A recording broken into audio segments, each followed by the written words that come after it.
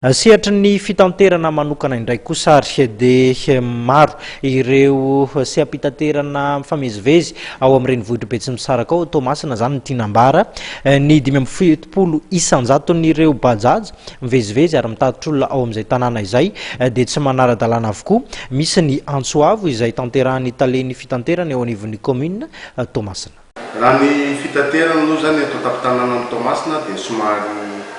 manairakirana ihany. Ny antony dia maro loatra ireo posy miasa eto an-tanàna ary eo ihany koa ny fitombon'ny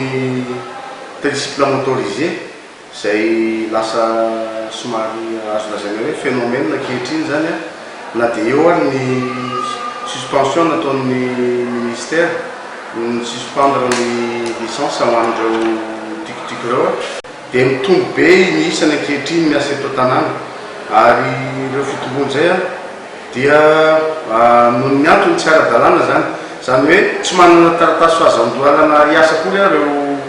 tricycle motorisé ireo ny akabeazany any amin'ny 75% noho ity fampijanonana ny fanomezany ny commune ny taratasy fahafahana miasa na ny licence.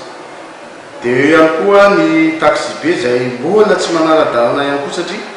raha ny amarony taxi be eto an-tanàna dia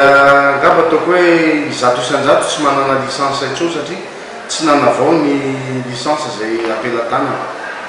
dia lasa miravoravin-tanana zany izay commune noho ny tsy fisian'ny fiaraha-miasa eo amin'ny sampanasa hafa eto an-tanàna izay miandraikitra ny